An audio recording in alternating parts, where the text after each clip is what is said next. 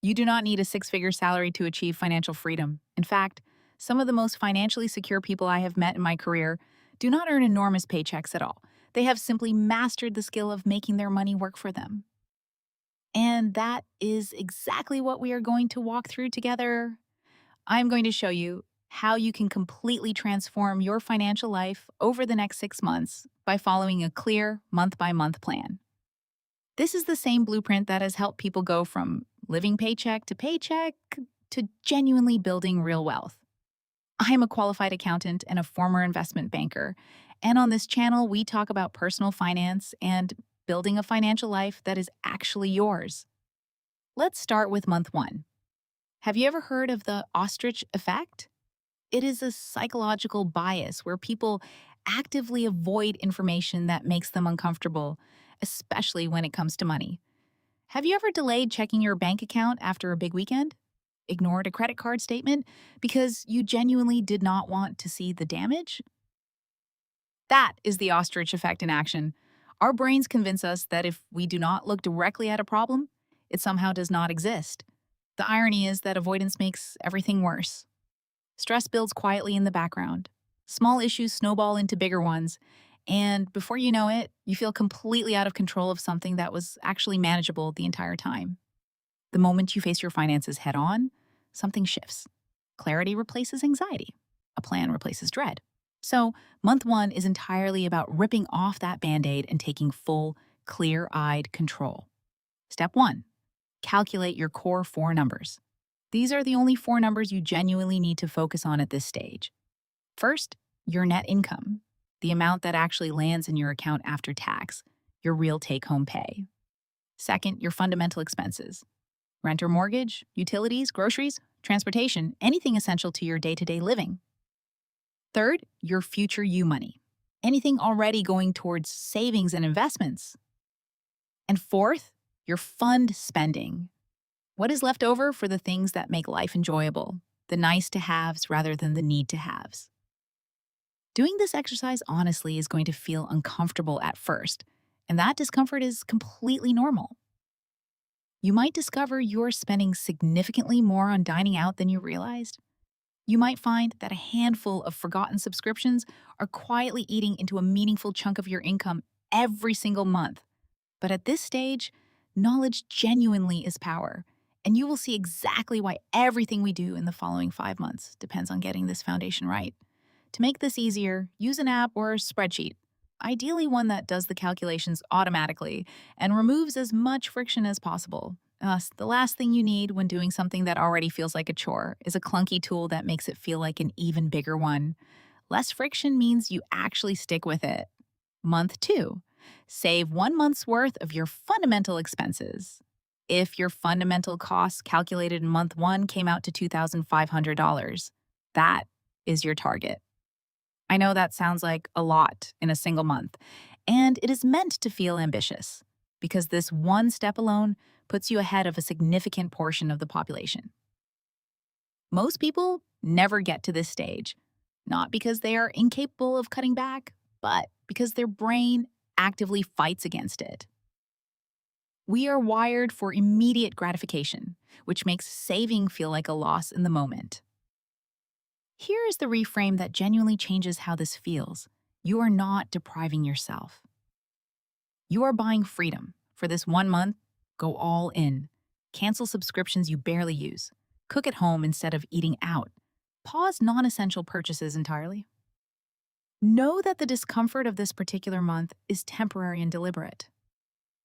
If saving that full amount in 1 month feels too aggressive, spread it across 2 or 3 months instead. But be honest with yourself about why. Do not let a stretched out timeline quietly become an excuse to keep spending the way you always have. The faster you build this first buffer, the sooner you genuinely break free from the paycheck to paycheck cycle that keeps so many people stuck, regardless of how much they earn. Month three. Tackle bad debt and start building your real emergency fund. Most people try to save and pay off debts simultaneously and end up making slow progress on both, largely because they treat all debt as equal when it is not. Some debt, a mortgage, a student loan with a reasonable rate, can reasonably be considered good debt working in your favor over time. Other debt, credit cards, high interest consumer loans, actively works against you and comes with punishing interest rates that compound against your progress every single month it sits unpaid. Here is the plan. Rank every debt you have by interest rate from highest to lowest. For anything sitting above roughly 8%, prioritize paying it off as aggressively as possible, working through your list in that exact order. How much should you put towards this? You already know the answer from your month one tracker. It is whatever is left over after covering your fundamental expenses. Take as much of that surplus as you reasonably can and channel it directly into your highest interest debt first. Once that high interest debt is fully cleared, shift your full attention to your emergency fund rather than continuing to chip away at lower interest debt at the same pace.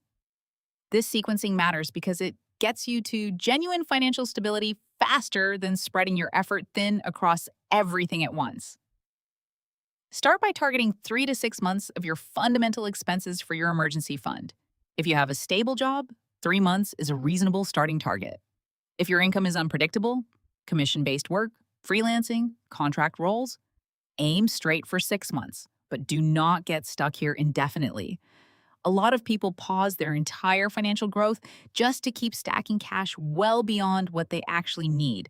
And that caution, taken too far, becomes its own form of lost opportunity. Month 4. Start investing while you continue topping up the rest of your emergency fund. A lot of people assume investing is complicated, risky, or something you only do after years of saving. The truth is the opposite.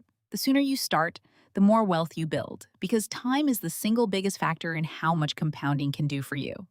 Step 1. Make sure you are maxing out your employer benefits. This is the simplest form of free money available to you.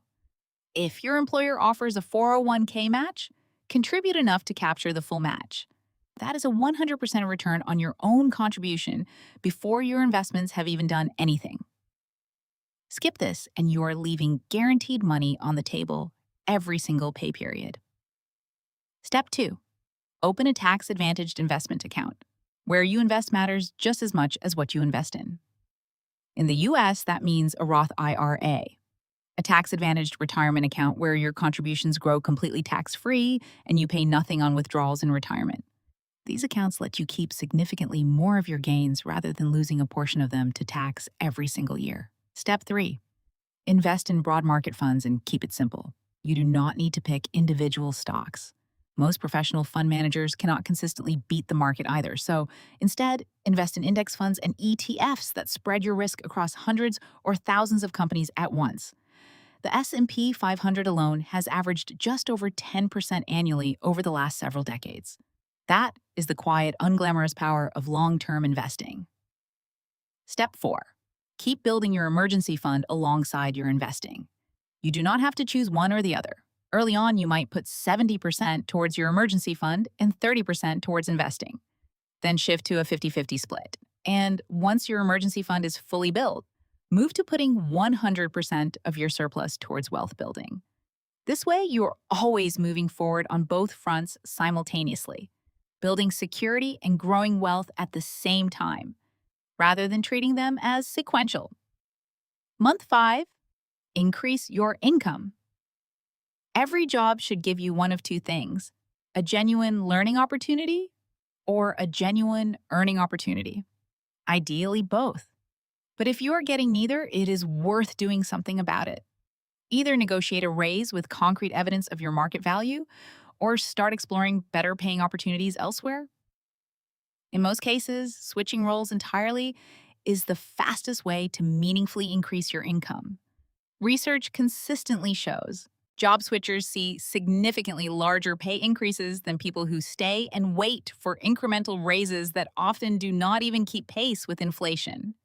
If you are underpaid or undervalued in your current role, do not simply wait for your employer to notice and fix it on their own timeline.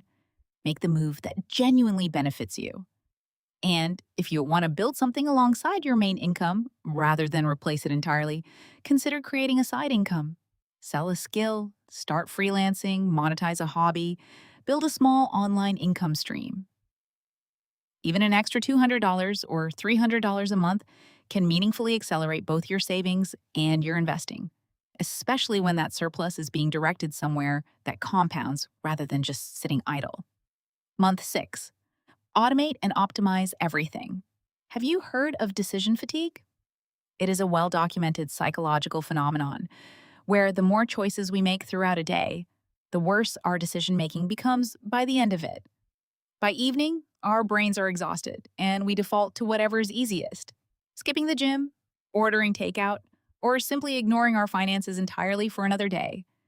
This is exactly why automation is one of the most powerful tools available to you financially. When you rely on manual decisions to save, invest, or pay bills, you leave room for inconsistency. Some months you stay completely on top of it. Other months, when life gets genuinely busy, you fall behind without even noticing. The real secret to long-term financial success is not willpower or discipline. It is removing the need for discipline altogether. So, in this final month, you are doing 2 things. First, automate your entire money system. Set up automatic payments for rent or mortgage, utilities, insurance, and any debt repayments. This prevents late fees entirely and protects your credit score without you having to think about it month to month. Then automate your savings and investments. Schedule automatic transfers to your savings account, your investment account, your retirement contributions. You already know exactly what to set here because of the work you did back in month 1. You know your fundamental living costs, which means you know precisely what percentage of your income is genuinely available to direct towards savings and investing. Pay yourself first, meaning that money moves before anything else has the chance to touch it. What is left after that becomes your everyday spending, ideally sitting in a separate account or card dedicated purely to your fund money. This makes budgeting almost effortless because once that account is empty, you know clearly that it is empty, with no ambiguity about whether you are dipping into money earmarked for something else. The second thing to do this month is review and adjust your overall financial plan. Your plan is not set in stone. Your income changes, your expenses shift, your goals evolve as your life does. Check in with yourself regularly and ask, are my automated savings and investments still aligned with where I actually want to go? Has my income increased? And if so, can I increase my savings rate to match it? The financial world itself is constantly evolving too. New investment vehicles, updated tax rules, new strategies emerge regularly. The more you continue educating yourself, even after these 6 months are complete, the better equipped you will be to recognize and act on smart financial moves as they come up. That is the full 6-month plan. Month 1, get brutally clear on your numbers. Month 2, build your first month of savings. Month 3, eliminate high-interest debt and start your real emergency fund. Month 4, start investing while you finish building that fund. Month 5, increase your income through negotiation, a job switch, or a side income. Month 6, automate everything and build the habit of reviewing your plan regularly. None of these steps require a 6-figure salary. They require clarity, consistency, and a willingness to face your numbers directly instead of avoiding them. If this video was useful, subscribe. I post every week on money, investing, and building a financial life that is genuinely yours.